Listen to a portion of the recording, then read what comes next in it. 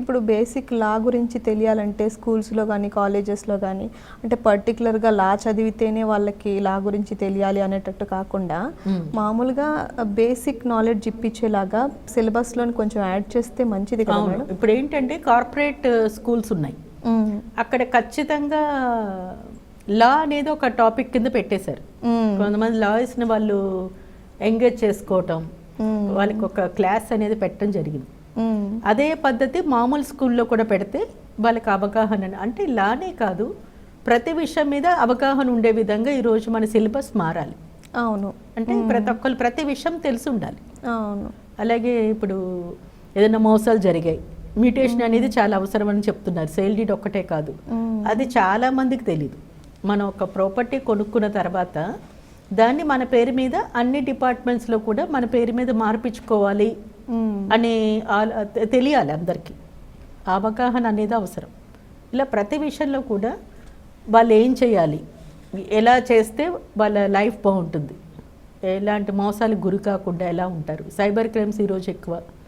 Cyber crimes సంబంధించి ఈరోజు she teams కానివ్వండి, పోలీస్ డిపార్ట్మెంట్ కానివ్వండి, వారు కూడా వాళ్ళు అవేర్నెస్ క్రియేట్ చేస్తున్నారు. స్కూల్స్కి వస్తున్నారు, కాలేజెస్కి వస్తున్నారు. సో ఎన్జిఓస్ ఎవరైనా పిలిచినప్పుడు వాళ్ళు కూడా వస్తున్నారు. అలాగే బ్యాంకింగ్ కానివ్వండి, ఫైనాన్షియల్ ఇన్స్టిట్యూషన్స్ కానివ్వండి, వీళ్ళందరినీ కూడా పార్ట్ ఆఫ్ ఇట్ అవేర్నెస్ క్యాంపెయిన్స్లో చేసుకుని అవగాహన కల్పించాల్సిన నెసెసిటీ ఈరోజు మనకుంది. ఓకే మేడం, ఇప్పుడు తల్లిదండ్రులు ముందు వెనక ఆలోచించకుండా ప్రేమతోటో లేకపోతే ఇంకొక పిల్లల మీద ఏదో కోపంతోటో ఒక ప్రాపర్టీని మొత్తం ఇంకొకరికి రాసేయడం ఇలాంటివి జరుగుతూ ఉంటాయి. వాళ్ళు ప్రాపర్టీస్ని డివైడ్ చేసేటప్పుడు ఎలాంటి జాగ్రత్తలు తీసుకుంటే మంచిది, వాళ్ళకి ఫ్యూచర్లో కూడా మంచిగా ఉండడానికి? ఇక్కడ ఇప్పుడు ఎలా ఉందంటే పరిస్థితి, పేరెంట్స్ వాళ్ళ గురించి ఆలోచించుకోవాలి.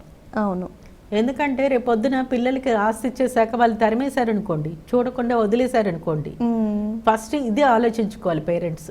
మన ఆస్తిని మనం ఇస్తున్నప్పుడు మన గురించి మనం సేఫ్టీ ప్రికాషన్స్ తీసుకున్నామా, మొత్తం వాళ్ళకి ఆస్తి ఇస్తే వాళ్ళు మనం చూస్తారా అనే సెన్స్ వాళ్ళకు ఉండాలి. అలాగే వాళ్ళకంటూ ఒక ఆస్తి పెట్టుకుంటే అట్లీస్ట్ ఆస్తి గురించి అయినా వాళ్ళని చూస్తారేమో. ఇంకొకరి మీద డిపెండ్ అవ్వకుండా వాళ్ళకి సంబంధించిన కేర్ అన్ని విధాల కేర్, అంటే హెల్త్ విషయంలో కానివ్వండి, వాళ్ళ ఉండే రెసిడెన్స్ వాళ్ళకి కావాల్సిన రెగ్యులర్ యాక్టివిటీస్ ఉంటాయి కదా, ఎసెన్షియల్స్ ఉంటాయి, వాటన్నిటికి సంబంధించి వాళ్ళ కేర్ వాళ్ళు తీసుకోవాలి. అలాగే 14567 అనే హెల్ప్ లైన్ ఉంది, ఎల్డర్స్ హెల్ప్ లైన్ అంటారు దాన్ని.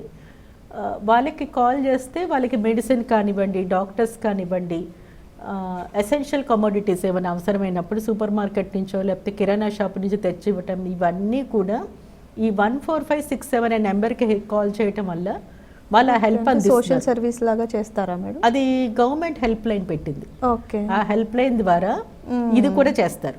అలాగే వాళ్ళని పిల్లలు బెదిరించినప్పుడు పెద్ద అయిన తర్వాత వాళ్ళకి ఆస్తి ఇవ్వాలని వాళ్ళు పీడించటం, ఇంట్లోంచి తరిమేయటం, ఇలాంటి చేసినప్పుడు కూడా 14567 అనే నెంబరు ఈ ఎల్డర్స్కి, ముఖ్యంగా తల్లిదండ్రులు ఎవరైతే ఉంటారో వాళ్ళకి హెల్ప్ చేయడానికి కలెక్టర్ ఆఫీస్లో డిస్ట్రిక్ట్ వెల్ఫేర్ ఆఫీసర్ వారి దీంట్లో ఈ హెల్ప్ లైన్ నెంబర్ వర్క్ చేస్తూ ఉంటుంది. సో ఇలాంటివన్నీ కూడా ఉన్నాయి, కానీ ఇవి మాకున్నాయనే విషయం తెలీదు. సో ఆస్తి ఇస్తున్నప్పుడు వాళ్ళకి ఎంతవరకు మన సేఫ్టీ మనం ఎంతవరకు చూసుకున్నాం, పిల్లల మీద డిపెండ్ అవ్వకుండా మనల్ని మనం చూసుకోవడానికి మన ఏర్పాట్లు మనం ఏం చేసుకున్నాం. ఫస్ట్ వాళ్ళని వాళ్ళు ప్రొటెక్ట్ చేసుకోవాలి. అది ఈ రోజు తెలుసుకోవాల్సింది ఏంటంటే వాళ్ళు చాలా కష్టపడి పిల్లల్ని పెంచుతారు. అవును, పెంచుతున్నప్పుడు చాలా విషయాలు సాక్రిఫైస్ చేస్తారు, పిల్లలకు అది కావాలి ఇది కావాలి అని చెప్పి. కానీ వారు ఒక ఏజ్ వచ్చిన తర్వాత వాళ్ళ పనులు వాళ్ళు చేసుకోలేని నిస్సహాయ స్థితిలో ఉంటారు. అలాంటి వాళ్ళ కోసమే 14567 అనే హెల్ప్ లైన్ నెంబర్ ఉంది. అలాగే వాళ్ళకి ఏమైనా అవసరమైతే ఈ హెల్ప్ లైన్ నెంబర్ కాల్ చేసినప్పుడు వాళ్ళు తెచ్చిస్తారు. డాక్టర్ అపాయింట్మెంట్ కానివ్వండి, మెడికల్ బిల్స్ కట్టాలి, ఎలక్ట్రిసిటీ బిల్స్ కట్టాలి, ఇలా ఎలాంటి బిల్స్ అయినా కూడా ఈ హెల్ప్ లైన్ నెంబర్లోకి హెల్ప్ చేస్తారు. కానీ ఇలా చేస్తారనే విషయం తెలీదు. అదే వీటి మీద మనకి అవేర్నెస్ ఇప్పించాలి. అవేర్నెస్ అనేది అవసరం. అలాగే వీళ్ళు ఆ కేర్ అనేది వాళ్ళ పట్ల వాళ్ళు తీసుకోవాలి. ఈరోజు ఎల్డర్స్ ఒక ఏజ్ వచ్చిన తర్వాత సంపాదించుకోలేరు కదా, అవును. వాళ్ళు ఏదైతే సంపాదించుకున్నారో దాన్ని వారి కోసం వారు ఉంచుకోవాలి. వాళ్ళు తదనంతరం వాళ్ళు ఏమైనా చేసుకోవచ్చు, కానీ వాళ్ళు ఉన్నంత వరకు వాళ్ళ సేఫ్టీ కానీ వాళ్ళు రోజు జరిగే అవసరాలు ఏవైతే ఉంటాయో వాటన్నిటికీ కూడా వాళ్ళు ఇంకొకరి మీద డిపెండ్ అవ్వకుండా ఉండటం కోసమే ఈరోజు హెల్ప్ లైన్ అనేది ఏర్పాటు చేశారు. కానీ ఈ హెల్ప్ లైన్ దీనికోసం ఉందని చాలా మందికి తెలియదు. సో ఈ ఆస్తి అనే విషయం వచ్చింది కాబట్టి ఈ ఆస్తి కోసమే వాళ్ళ జీవితాంతం కష్టపడతారు. ఒక ఏజ్ రాగానే హ్యాపీగా ఉందాము, ఒక ఇంట్లో మనకంటూ ఇల్లు ఉండాలి, అలాగే అవసరాలకు సరిపడే డబ్బు ఉండాలి అని కోరుకుంటారు.